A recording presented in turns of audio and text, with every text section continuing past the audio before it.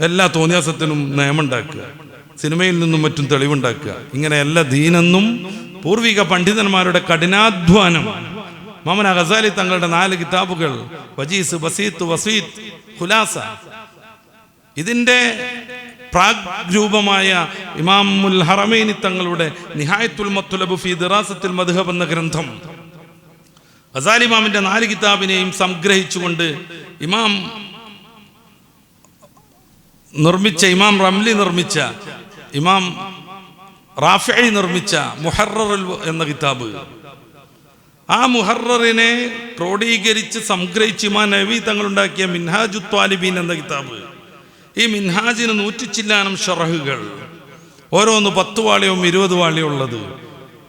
ഇത്രക്കും പരന്നൊരു ശൃംഖലയാണ് ഇസ്ലാമിന്റെ ഫിഖ്ഹ്. ഒന്ന് ആലോചിക്കി. അതിനെ ഞാൻ ഈ കഥ പറയണത്. ഇതിനൊക്കെ ഷറഹുകളുണ്ട്, ഇതിനൊക്കെ ഖുലാസകളുണ്ട്, സംഗ്രഹങ്ങളുണ്ട്, ഇതിനൊക്കെ പലതിനും കവിതകളുണ്ട്, ഫിഖിന്റെ കവിതകൾ. മഹാനായ ഉമറുൽ വർദി തങ്ങളുടെയൊക്കെ സുബദ പോലെയുള്ള കിതാബുകൾ, ഇതിനൊക്കെ ഷറഹുകൾ, ഷറഹുകൾക്ക് ഹാഷ്യകൾ. നമ്മളൊന്നും ഇങ്ങനെ ദൂരെ നിന്ന് സങ്കല്പിച്ച് നോക്കുകയാണെങ്കിൽ ഇതൊരു വലിയ ശൃംഖലയാണ്, ആറ്റം വിഘടിക്കണ മാതിരിയാണിത്. അതിൽ പരാമർശിക്കപ്പെടാത്തൊരു മസ്അലയുമില്ല.